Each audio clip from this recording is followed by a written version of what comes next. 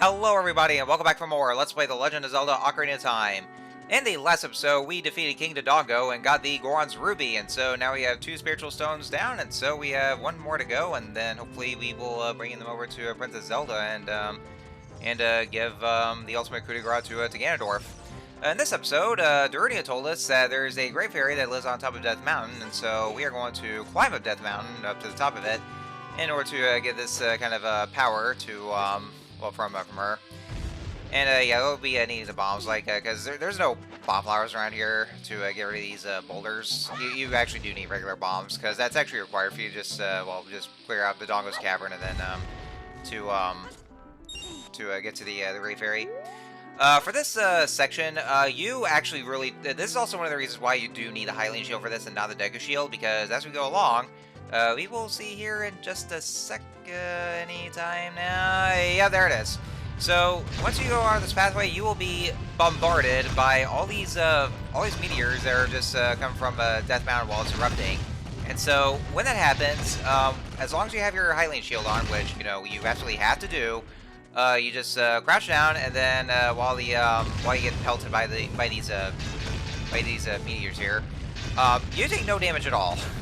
Because, like, you know, I mean, I don't know what is about how powerful this Hylian Shield could be. Because, like, you know, considering how big these meteors are, and so you basically just crouch down and then you just shield yourself. And so somehow this doesn't impact Link at all, because like with the range that the shield is, and yet Link doesn't even get burned at all. It's like it's very protective.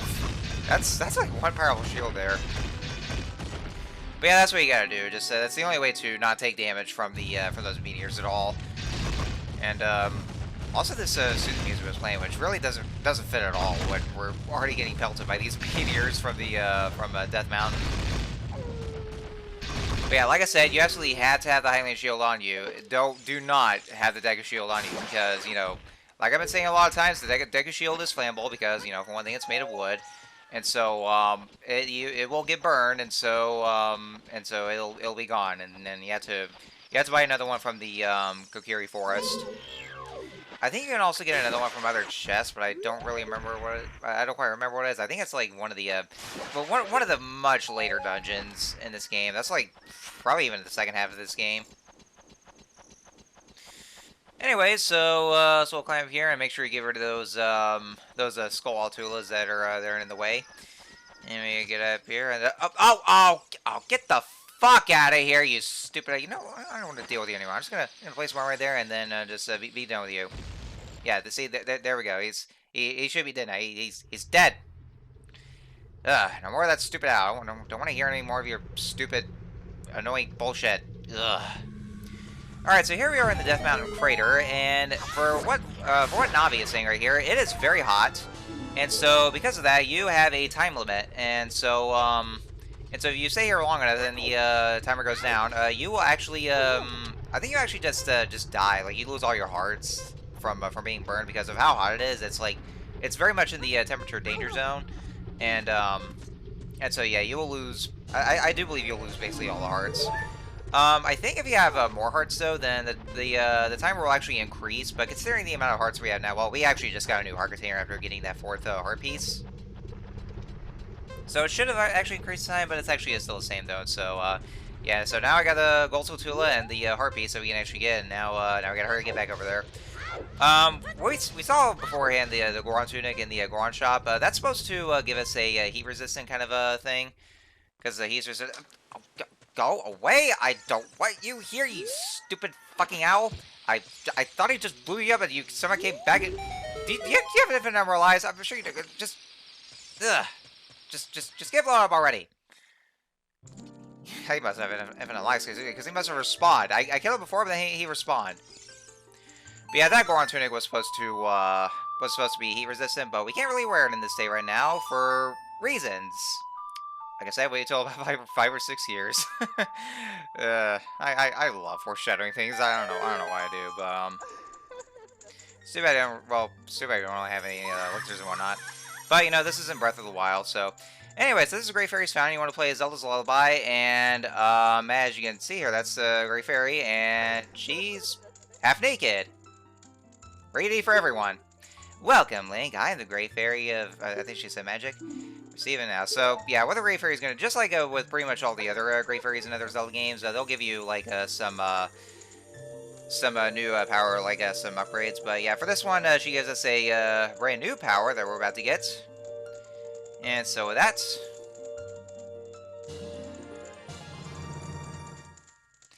we master the secret sword technique of the spin attack.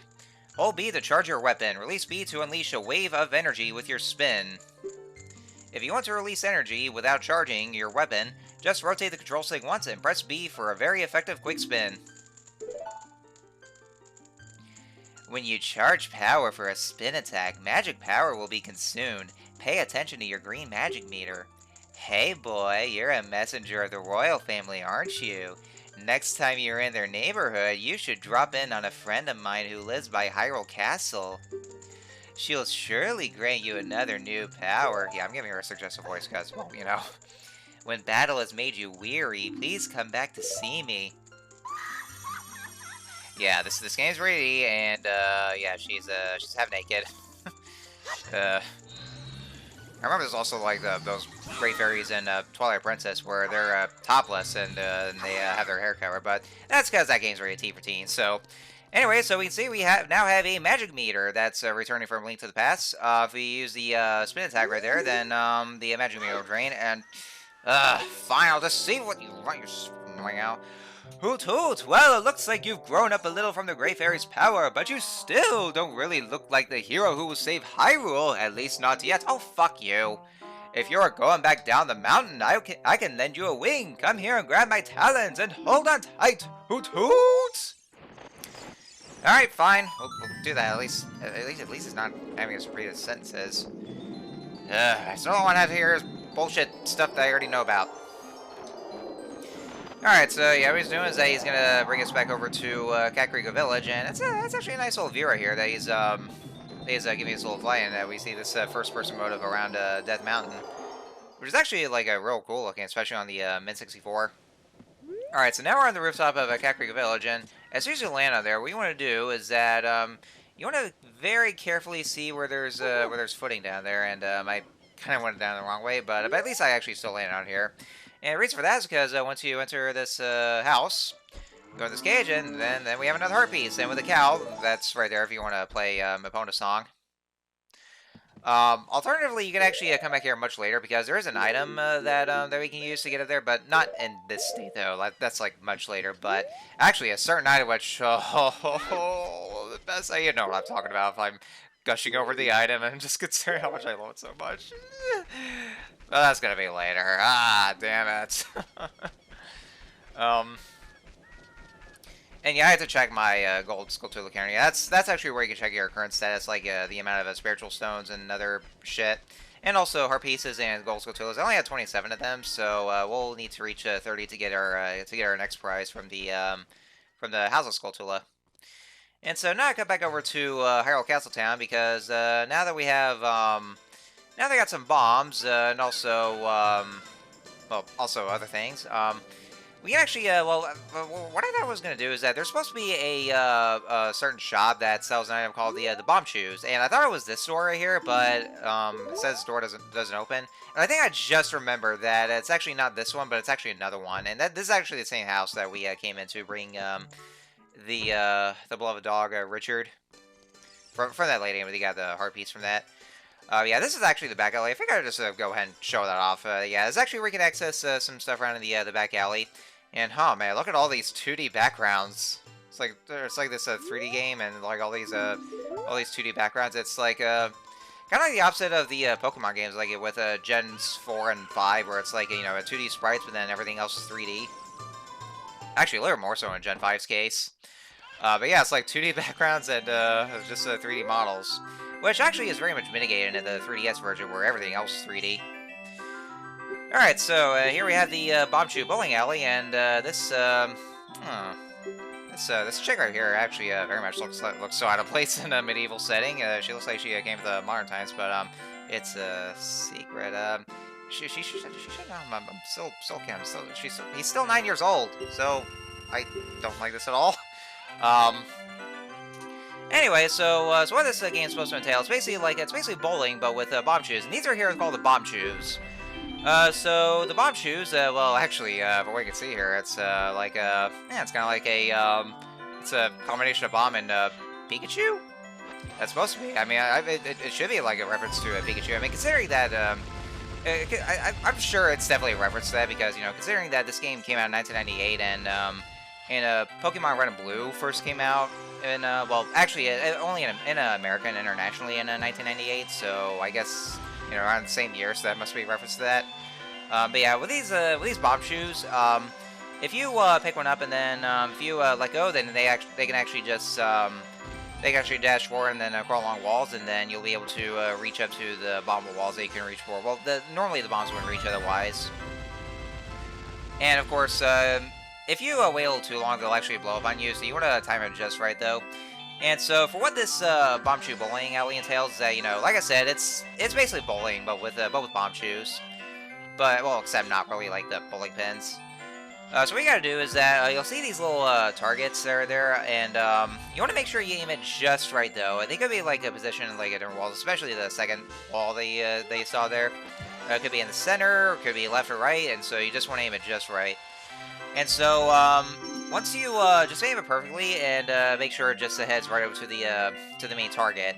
And so once it goes into that target, then you can move on to the next one. And so for this one here, then you can actually just be able to finish the game like that. And so now our prize here is the biggest bomb bag. There's actually several prizes. It's either the biggest bomb bag, purple rupees, bomb shoe that we're getting, and also a heart piece. I actually skipped over the purple rupees because I want to skip straight ahead over to the final prize, which is heart piece. But yeah, there's there we get the item bomb shoe, which we officially got. And yeah, sometimes it can be a little finicky. And of course, there's also obstacles that you can see here. There's blade traps, and there's also the cuckoos. So make sure that they steer clear, and just hope to God they actually move their big ass, especially that big ass cuckoo that's right there. And if the bomb shoe runs into them, they'll just get stunned for a brief period, and so they will just start moving in. So just make sure that they steer clear from your aiming, and well, they're still going to move again anyway, so it's like just absolute luck. So you just want to make sure you get straight there. And so with that, now we got a heart piece, and so that's all we can do for this here. And that's all we really need to get is just a bomb upgrade, the biggest bomb bag, and also the heart piece. And so now we're gonna head back over to Hyrule Castle, and of course, like that other Great Fairy said, there's another one that lives right over by Hyrule Castle, and then and she can give you some, and she can actually give you a new spell. Which is what we're gonna do right now. Actually, if you talk to that guard, he'll actually just let you in for some rupees. But then once you enter the Great Fairy's fountain and then come back, then he'll close the gate again. So don't waste your rupees. Just don't. So let's go and bomb this this rock right here. Yeah, so, as you guys would already know, yeah, the Great Fairies tend to be kind of creepy and rather flirty. Actually, I would say much more so in Breath of the Wild, and also in Tears of the Kingdom by extension, because, like, whenever you get some armor upgraded, and so, like, for each new ones, they get some new animations, and I have no idea what they would do to poor Link there.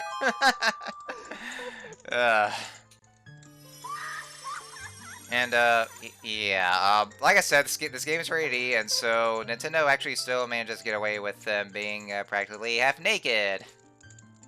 So, yeah. Welcome, Link. I am the Great Fairy of Magic. I will give you a magic spell. Please take it. Alright, so she's going to give us one of the 3 magic spells, and they are very useful for one thing, and so for this one, we'll probably be using it quite a lot of times. It's actually a much better kind of thing than lighting the Dagger Stick with fire, and that would be Din's Fire. It's fireball engulfs everything. It's attack magic you can use with C. And yeah, that actually does consume your magic meter here. You can use Din's Fire not only to attack, but also to burn things. So I would say that that Din's Fire, like, not only can you actually just use that to light those torches, it's much better than the Dagger Stick. But you can also use that for, I do believe it's kind of like for, kind of like a screen nuke is what it seems to be. So of course, if you ever desperate nothing, you just use Din's Fire. But like I said, it's another one of those. It does actually consume your magic meter, So try not to waste it too much, but there should also be some green potions out there you can get. And yeah, I had to just go and let myself get caught by those guards. At least you don't really take damage from that, because I guess they're not really that cruel. Alright, so last couple of things we can do as basically a part of the post-dungeon cleanup that we can do, since we have the bombs. We can go down this empty grotto, so yeah, another thing with those grottos that, you know, in addition to like uncovering things using certain ways, the only other way to access those is just by using the bombs. So, and of course, if you have the rumble pack equipped to your controller, you'll actually your controller will actually rumble, like, as long as you have the Stone of Agony, and you can actually just feel the vibration from the controller if like if you're nearby an hidden grotto, and that way there, you know. Also, yeah, this is where I show off. I never got to show off the pea hats because we did see them before, but here's where I get to show them off. They are fucking massive in this game. Like, holy shit. They were very small in previous Zelda games, but this one, god damn, they're massive and absolutely terrifying to boot. Oh yeah, and this right here is this is a magic jar, and this is actually where you can actually refill your magic meter. So yeah, the way to kill those pea hats is that they have this little thing that's that kind of looks like a penis to them. Yeah, that's basically their weak point. It's that's basically like the only way to kill them. It's not like in the other Zelda games where they'll just fly around and then they're only vulnerable to your attacks when they stop. But no, that's actually like a new method of attack. And yeah, they actually shoot out those mini pea hats where you can actually just to defeat your shield. Alright, so I believe the last thing is going to be over in the Lost Woods. What I'm doing, what I'm actually doing, though, is that I'm actually just, I lost you never once. I wonder if Saria knows anything about the other spiritual stone. Okay, yeah, so yeah, this is actually where if you talk to Saria, and then you'll know where the next spiritual stone is, where the spiritual stone is, which I guess I might as well just see where the next one is, but anyway, so yeah, for the last couple times, and yeah, I'll just be going after those hidden grottos and getting those upgrades for these business scrubs. And for this one, we can pick up some more Deku Nuts. So it's another one of those Deku Nuts upgrade. Yeah, we just some nuts. I just love saying that all the time, especially when Meltan was first revealed for Pokemon Let's Go Pikachu and Eevee, which is like 5 years ago. Damn. God. I'm already seeing my hair spray, so stop reminding me that I'm getting old. I'm already reminding you guys now. Anyway, so I guess that should be it here, and I guess we might as well just go ahead and give Saria a call with our glorified cell phone. That is a Saria song, and see where the next spiritual stone is. So let's talk to Saria. All right, can you hear me? Are you collecting spiritual stones? You have one more to find. You mean the spiritual stone of water, don't you? The great Deku Tree once told me that King Zora, ruler of Zora's domain, has it. Alright, so yeah, it's the last spiritual stone, and that would be the spiritual stone of water, is going to be located in another area called Zora's domain, and so it'll be from King Zora. And so, yeah, that's where our next destination is, and so I guess I'll go ahead and call a video right here. So, next time on Let's Play Ocarina of Time, we are going to head up over to Zora's domain and see about the next spiritual stone, and hopefully see what we can get from it. So, until next time, see you guys later.